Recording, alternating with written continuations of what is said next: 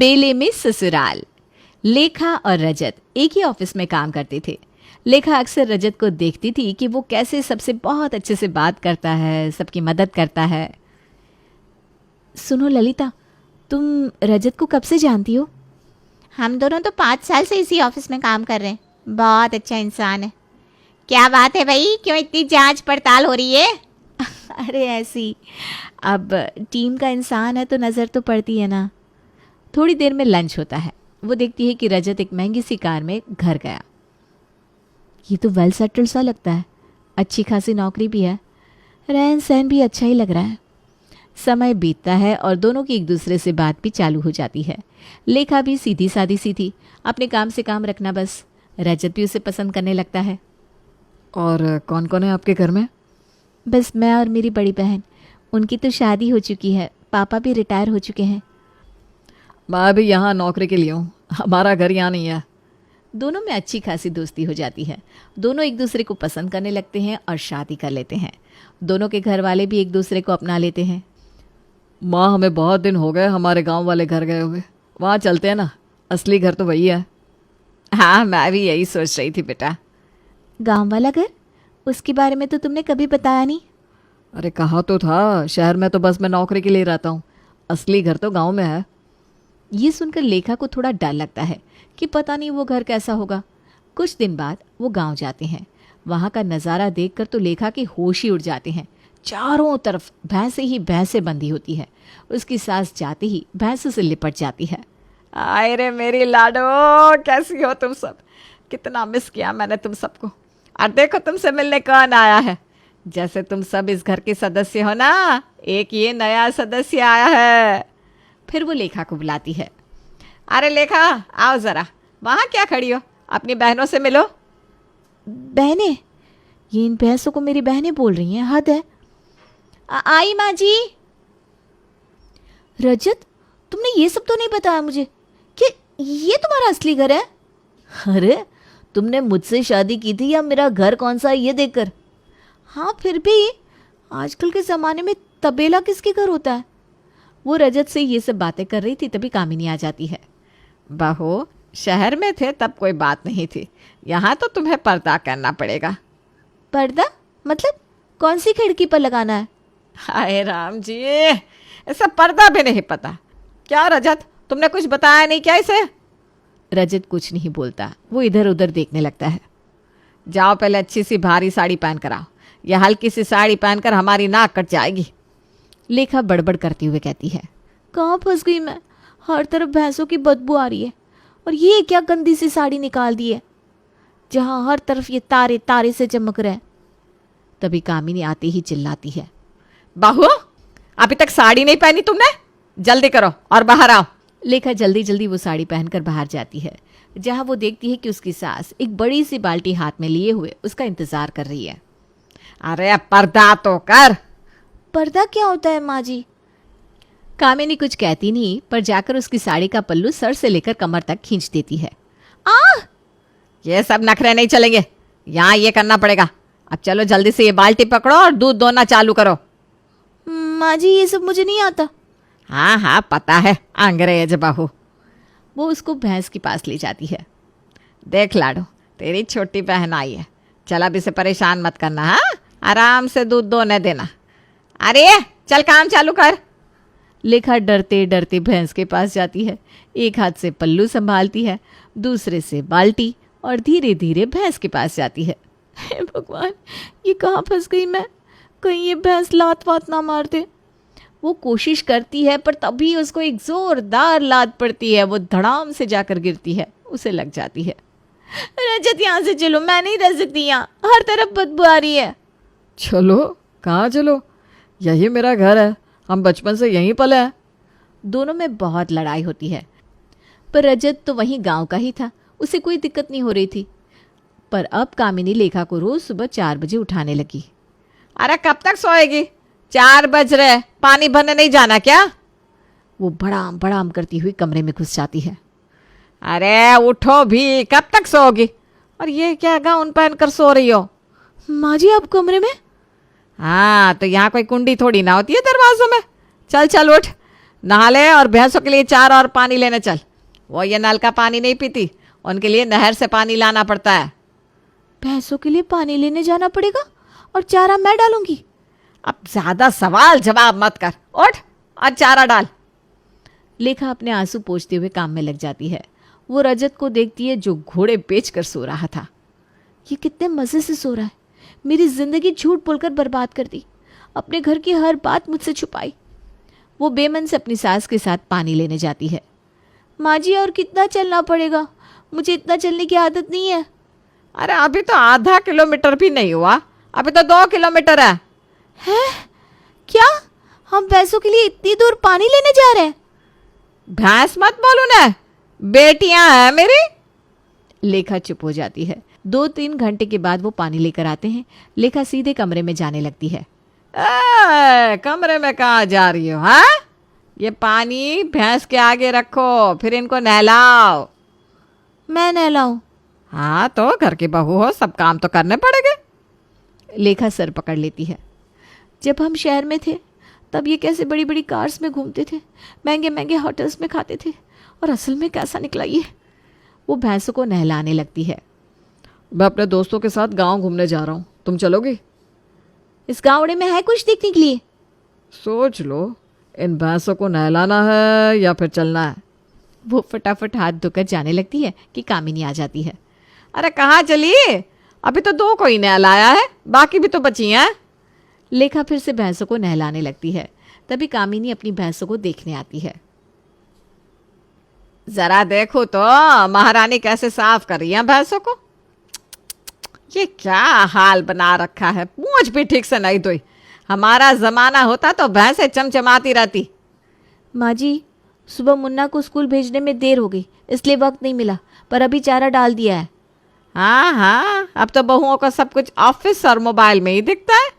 भैंसों की सेवा करना तो जैसे भूल ही गई है। तुम्हारी आदत ना घर का सत्यानाश कर देगी। माँ जी, मैं तो सारा काम समय पर करने की कोशिश करती हूँ, लेकिन आपकी उम्मीदें इतनी ज्यादा है कि भगवान भी आ जाए ना तो पूरी ना कर पाए। देख रहे हो ना आप अपनी बहू की जुबान, ये तो आजकल की लड़कियों का हाल है। अरे भाग्यवान, तुम भी तो अपनी सास से इसी तरह बहस करती थी। मैं तो तब भी चुप था और अब भी चुप हूँ। कामिनी चुप हो जाती है। इतनी ही देर में एक भैंस जोर जोर से रंभाने लगती है। अरे इसे क्या हो गया?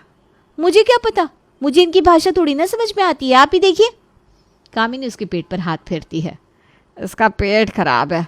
है? अच्छा, अब ये कि इनको नहलाना छोड़ और इसके लिए दवाई बनाओ। मैं खाना खा लूं? वहां तो हम नाश्ता भी करते थे, यहाँ सुबह से सिर्फ चाय पी है। हाँ हाँ, तो खा लेना, पर पहले इसकी दवाई बना।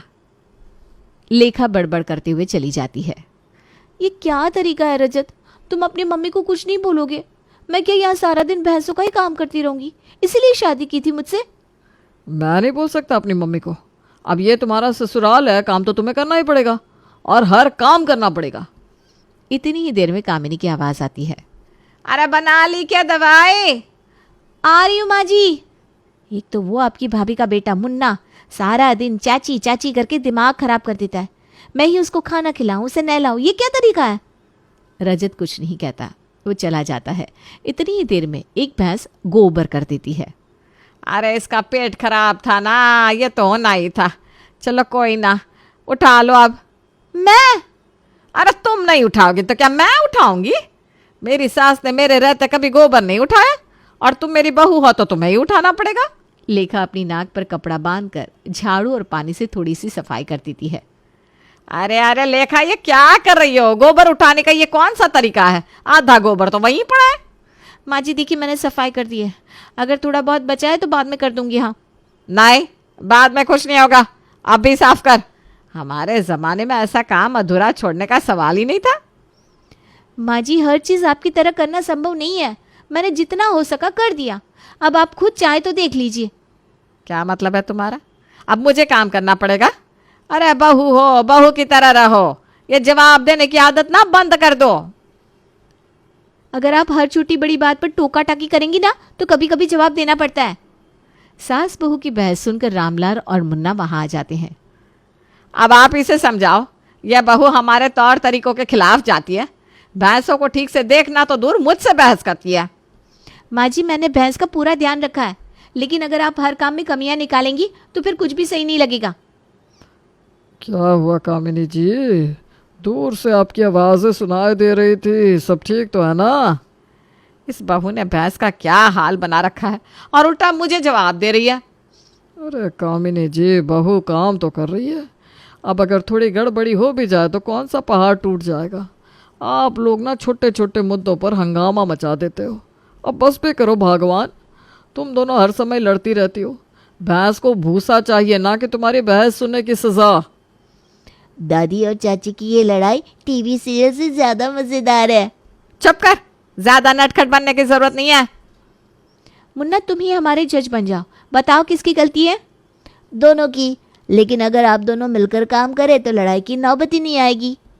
अगले दिन फिर सास और बहू दूध निकालने की तैयारी कर रही थी।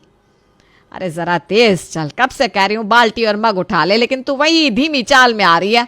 माँ जी मैं आ रही हूँ ना, सुबह से लगातार काम कर रही हूँ, थोड़ा तो धैर्य रखिए। अरे अगर तुझसे ये छोटा सा काम भी ठीक से नहीं होता तो बड़ी बड़ी बातें करना तो बंद कर। माँ जी अगर आपकी निगरानी ना होती तो मैं शायद सारा काम और बेहतर कर पाती। कामिनी और लेखा के बीच तकरार जारी रहती है। इसी बीच भैंस अचानक से जोर से रंभाने लगती है और दूध निकालने की बाल्टी पलट जाती है। अरे बाप रे, ये क्या किया तूने? सारी मेहनत बर्बाद कर दी। अब इस दूध का क्या होगा? माँ जी ये मेरी गलती नहीं है, आप ही भैंस के पास खड़े खड़े चिल्ला रही थी, इसी वजह से वो घबरा गई। ओहो, अब मेरी गलती हो गई। तेरी लापरवाही की वजह से सब बर्बाद हुआ और दोष मुझ पर डाल रही है। झगड़े को सुनकर रामलाल और मुन्ना वहां पहुंचते हैं। अब क्या हो गया? ये दूध क्यों फैल गया? दादी और चाची की बहस में भैंस भी परेशान हो गई होगी। उसने सोचा होगा दूध ही गिरा देती हूँ, शांति हो जाएगी। तू तो चुप ही कर, हर समय मजाक नहीं करते। माँ जी अब दूध तो गिर गया, जो हुआ सो हुआ, मैं इसे साफ कर देती हूँ। ठीक है साफ कर दे, लेकिन अगली बार थोड़ा ध्यान रखना।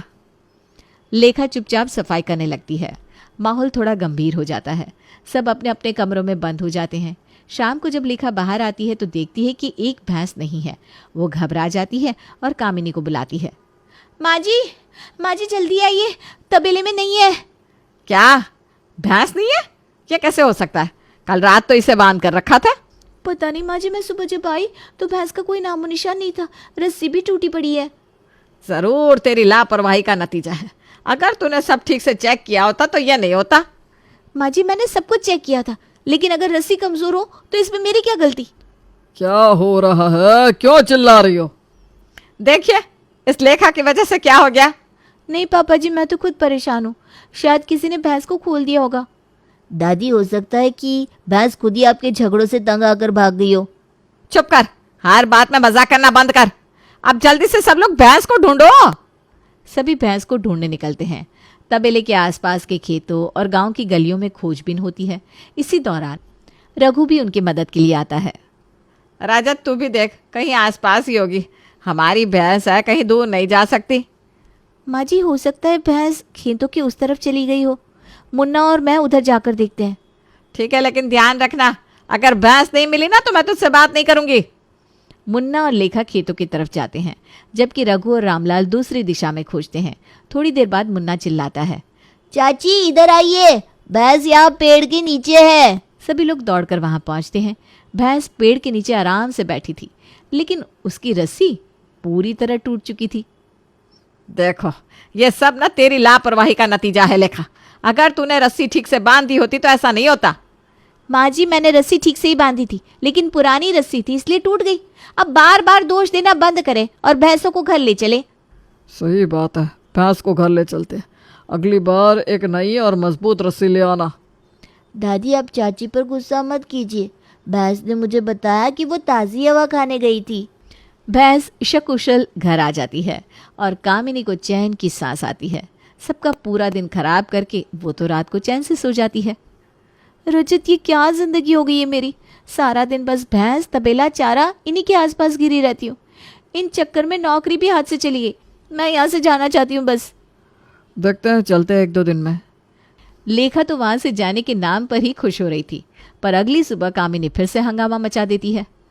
अरे लेखा, इस भैंस को कब नहलाएगी? पूरी गली में हमारी हंसी उड़ा रहे लोग। भैंस से बदबू उठ रही है।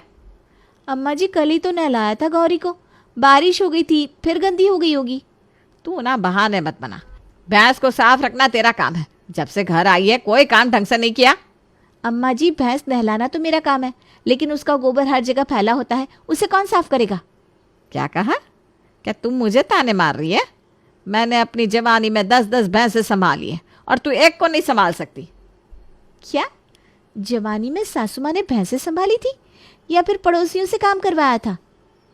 लेखा चुपचाप बाल्टी लेकर भैंस को नहलाने लगती है। कामिनी वहीं खड़ी होकर निर्देश देने लगती है। साफ पानी डाल। ये क्या गंदा पानी डाल रही है? और हाँ, उसके कानों के पीछे सफाई करना मत भूल, बदबू वहीं से आती है। जी अम्मा जी कर तो रही हूँ सब। उसी समय पड़ोस की कमला काकी आती है। अरे भाई क्या हुआ, सुबह सुबह इतनी चिल्ला क्यों रही हो? क्या बताऊं कमला, मेरी बहू इतनी आलसी है, भैंसों को नहला भी नहीं सकती। पूरे गांव में हमारी नाक कटवा दी इस बदबू ने। अरे बहू सासू माँ को ना ज़्यादा सीरियसली मत लो, ये तो खुद भी भैंस को देखकर भाग जाती थी। अरे चुप कर कमला, तू क्यों बीच में टांग अड़ा रही है? लेखा मन ही मन सोचती है कि ये भैंस तो बहाना है, सासू माँ को बस कुछ न कुछ बोलने का मौका चाहिए। कामिनी कमला काकी के साथ चटखारे ले लेकर बहू की बुराइयां कर रही थी और लेखा अंदर ही अंदर कल वाली बात सोच रही थी कि रजत ने कहा है 1-2 दिन में यहाँ से चले जाएंगे, पर उसे पता था वो दिन कभी नहीं आने वाला। उसकी पूरी जिंदगी अब भैंसों के बीच ही निकलने वाली थी।